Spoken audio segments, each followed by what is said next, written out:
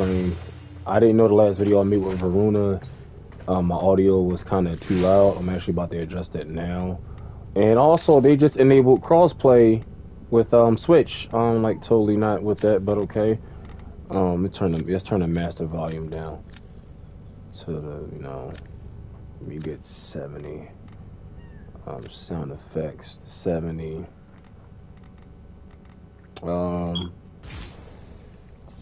Yeah, maybe that should suffice. But I was saying in the last video I made, basically that the strength sitting at 40% doesn't really make a difference, even though it's sitting at a higher percent now because blind rage. Because basically, what I was getting at is, excuse me, your modifier with your 1 and your 2 stacked with your 4, because she does additional damage to basically people under the status effect and the energy drain.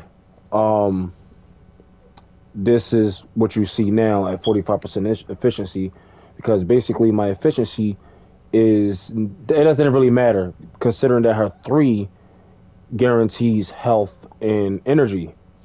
Based off of headshots, will give you, hold up, enemies killed by melee attacks drop health orbs, enemies killed by headshots drop energy orbs.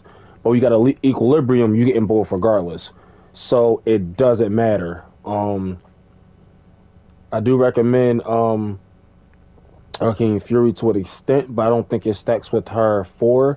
So honestly, if you got one of the newer mods, I can't think of the name of it off the top of my head. It'll come back to me. Yeah, it'll come back to me. Arcane Guardian's good because that extra armor buff, but I'm running straight armor. There's no health. The health is leaning on absolutely the her 3. If you're using this kit just right, you can kill and mop the floor with damn near everything late game. I actually was in a 45-minute conjunction survival, leveled up to enemies 150, and I was room clearing. And to really get a real feel for her, you pretty much gotta make a build like this. You can see my Archon shards and stuff like that. You can see pretty much what I did with her. Like, effectiveness on health orbs, yes. Effectiveness on energy orbs, yes. Because I did that, I wasn't sure if the ability strength was, not the ability strength, the ability strength of her power gain of the effectiveness of the orbs and the health. But everything is supposed to really synergize, which it does if you do it this way. But if you just build her any other way, it just feels like you're playing with any old frame. She doesn't feel unique. So it's as good as it's gonna get. So that's very mandatory. But I'm gonna go ahead and get into the video, get into some action, so people can see what exactly that I am doing. What's it? Switch? I think that's a Switch player. Oh boy, this is disturbing. This is very disturbing. We're gonna mute these guys. I don't think they want to hear my video. That's fine. And if you do it wrong, that's why you got energy restores and you got this, Wellspring. If you can't survive, you got your 4th passive that basically keeps you alive for another life. Personally, she's like an offensive Loki, and only way you're gonna get a real feel for her is this particular build, as I said, because you're gonna be invisible, you're gonna be pretty much on all your 4s the whole time. But I prefer the static effect resistance. Let's see, we about to get started. Just kill that dude instantly. That's 80. That's solid 80. Most frames can't even start out solid like that 80. If you're also doing it right, your modifiers would be at 11 max. That's the furthest I've ever gotten, which is pretty good. I also have on, I think it's called Combat Disciple. Lose 10 health and your allies get 20. Lose 10 health on kill, your allies get 20. And basically, it's helping me synergize with my 3, Equilibrium, and everything else. But, you're pretty much staying invisible the whole time. If you're doing anything else, the opposite, you're pretty much going to fall. Yeah. And, to build your combo up, You ain't gotta worry about duration for real, for real. Like, you don't have to really build her for duration, but this is pretty much good as you're gonna get for micromanagement, because each kill on status effect gives you 5%, another 5 tick on your duration. Just gonna hit him with that. You ain't gotta worry about ever getting too flooded, because you know when you got a Kubro that howls, sets them up for a primer. And you don't have to worry about her survivability, because especially if you got Prime Pack Leader, on melee damage they get a heal, and on Med Pet Kit you also have to you get your health regeneration per second. So depending on what your team's running for augment mod, you're still good regardless. So I'm about to 3. Then if it spreads on one charge, that means you're doing even more a good job, because you know you want to pretty much stick to the shadows. You don't want to just hit your 4 and just jump out of anything. You want to pick your prey, and you know the time and your patience on who you strike does matter. You don't want to just go off swinging at anybody. Okay, that actually was enough to kill him. Sometimes you want to wait patient, like to the health to get like this and strike. You know, because you know you gotta know the time of the day of when you're gonna attack your target. 11. So she's good. She's very good. She's not for everybody. I recommend this build. If you saw my first video, you'll see where I was exactly was getting at. I was going over all that for my mic audio. My audio wasn't going together with my video. I think my master volume was too loud. But basically, this is the redo of that first video. But I was also saying that, you know, you can go on and put Blind Rage on to bring out even more of a destructive build. Some people might say that, oh, 280 is too much range. Well, you ever run in a room and turn a corner, or you just run in a room and see a bunch of heads and you see somebody all the way in the distance that you wish you can get to for a safety precaution?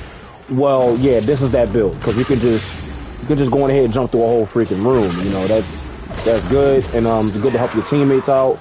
But she's basically in a sense like another hero, but more offensive capabilities, because it involves to keep your health and not your health. It involves keeping your teammates alive, and dropping health and orbs. It's pretty useful, you know. I do recommend Arcane Energize if you want more energy synergy. There's nothing wrong with that. And that Arcane, where when your energy is depleted, it like increases your energy regeneration by 300%. I do recommend that, because basically this girl right here is very energy hungry. She like, if you find yourself not hitting her abilities the way I'm hitting them, then you're not doing something right. Because you're gonna be using her abilities a lot. Because if you're not using her abilities a lot, you don't know exactly what you're supposed to be doing with her. All of it's experimental, but this is the type of builds that you have to do with her. You see, we're 4 minutes in. This is the part where you need to regroup, because if you don't regroup, then the taken enemies, I'm calling them taken enemies, will drain the life supports and spread out through the map.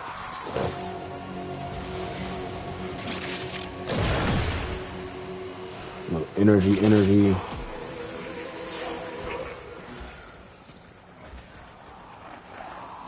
know, people look at the numbers and be like, oh no, and turn it down, but I mean,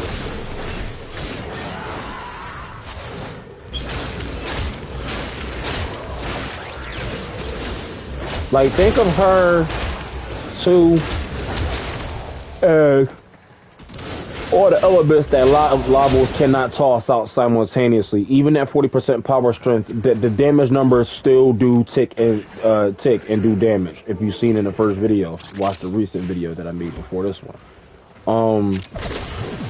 If you ever find yourself in a super sticky situation, you can use Parkour Velocity on her first passes, which I don't really recommend, because you got the range to get in and to get out. You don't ever want to really be running around non-cloaked. You know, you want to be using every part of your pack that comes with her, but you also want to use every part of your pack that she's fighting with, aka your fellow sentinels. So, yeah. This build is not for everyone. Like I said. Furthermore, from here, this will be gameplay only. Oh. Excuse me. I'm gonna do 10 minutes. Like I said, I've gotten far in 45 minutes with this build. And it's pretty impressive. I dropped over 700 kills. I didn't mean to jump through there. So she can hold her own, even though it's much sacrifice behind her. She can definitely hold her own. I recommend this build. Like I said, if you try to do anything else, it's not gonna feel right, or it's gonna feel like something's missing, which is still equivalent of not feeling right. Her melee is pretty good. You don't have to worry about her melee too much. If you want this question in my mind set up in the first video, you pretty much see my primary, my secondary, and my melee. With my form, I didn't do anything after I formed her. I'm tired. This is pretty much simple. Like I said, mark your targets, choose your prey just right. Doesn't matter from 80 to 100, 150. It's going to be the same concept every time, you know. Do your damage, it spreads, and that's another thing. The range at 100 to 150, the spreading wasn't right. I think it needs to be more worked on. And like her radius on that ability, it relies on people being compacted together. But if you got frames like Caliban, Grundle, or any other frames who can just kill everybody before they get together, or you know, you got a gamer that you playing with, or a person that you personally know that play with that don't let people get together, then now she's at a handicap. So you gotta kind of compensate for that and compensate for her with that. If that makes any sense. I don't know if you see my 3 ability counter was almost done. It just went back up to 32 seconds and counting. But excuse me if I'm a little sluggish on my ability casting, but I'm kind of tired. But we're gonna play for 10 minutes, and that's how we're gonna do that. We went back in invisible. Gonna hit him with the 2, run off. Like I said, and then yeah, if you feel like you casted your 4 too early, before you lunge and kill anything, you can activate the ability again, and your energy will be refunded. I don't know if that was naturally intended. But like I said, she needs a buff soon, and she's just not where she need to be at. Okay, so her wellspring, pop this, get the energy regen. You know, you can always stand invisible in here. That's another part that's best. When you have your 1 out and hit your forward and lunge and attack, you go back invisible. It doesn't work like that on the other abilities. Not all the time, consistently that is. Let me see, hold up. Okay, I'm still invisible. You pretty much can do everything invisible. From what it's looking like. Yeah, you can do everything invisible. So like I said, she's basically like a offensive Loki with a twist and with her own unique kit. But if you don't do this, you don't play like this, you're not really feeling barbaric and savage-like, you know, it's gonna feel like you're missing something to get this guy. You shouldn't stay in the open too long. But she's definitely a multi-purpose frame in her own outright. She'd definitely be good for spy, because I mean, invisible, of course. Like I said, if you're doing that at performance, run the 4th passive, which is extra life. But if you decide to say, hey, I want to switch off, you get that 60-second penalty. So make sure when you're going to use it, you're actually going to make sure you're going to use it. Use it when you know you're about to die, not before. Not during, when you're about to die. I personally prefer the status effect of resistance because it gives you 100%. Like I've had magnetic around under my feet. Under my feet, and never took magnetic damage. And you know, magnetic damage drains your energy, and you don't want that. So that's something that's an easy problem that's solved. Parkour velocity, you know, you can bullet jump so fucking crazy it'll make you spawn back on the map. But like I said, I got range for that. Like like I could jump all the way down here. I don't need the parkour velocity for that. So for survivability, of course, status effect resistance. She's not hard to use. You know, you got to know how to attack with great instinct, because if not, you know, you will be that Varuna going down. You know, the dogs will be out. And of course, these guys are like, let me see. Okay, I did get that guy. Alright, so I'm gonna go ahead to extraction. And that's going to be that.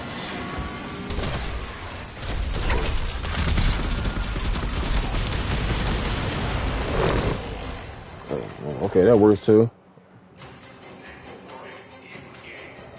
And it knocked me out my damn, what's the face? I do have her full set. I actually have 3 full of our sets.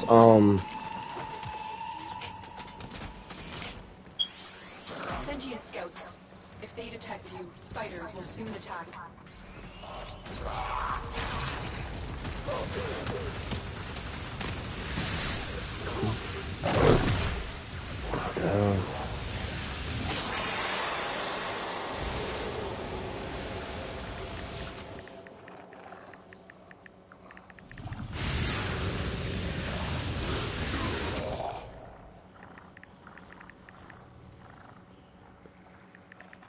They know you're here. Prepare for sentient fighters.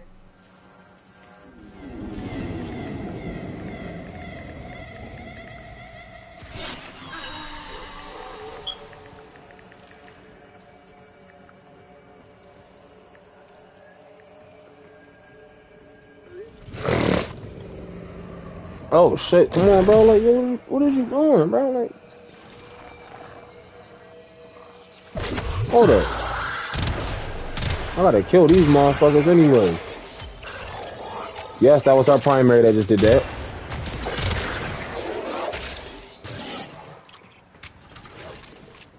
Ammo micromanaging on it sucks, honestly.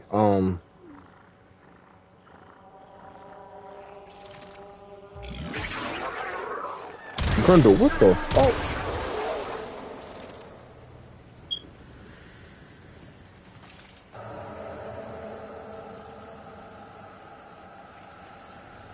Only on crossplay, bro.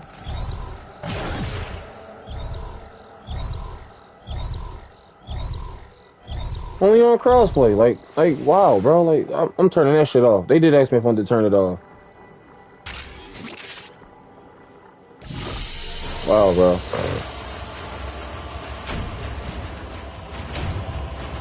Yeah, knocked out an easy 150. I didn't fully zone out into my killing. I would just, spend more time showing you guys that it can be done. Yeah, but that's pretty much it. Like I said, the first video is pretty much what I was saying in this one. And hope you guys actually like it. And if you got any more questions on any developing builds, feel free to ask. I can give you some different formulas and schematics. That first build I sent you, like I said, that build was good for early game, mid game, late game. This one is good for the same thing. It's just more high risk, high reward. It feels more so in her element. I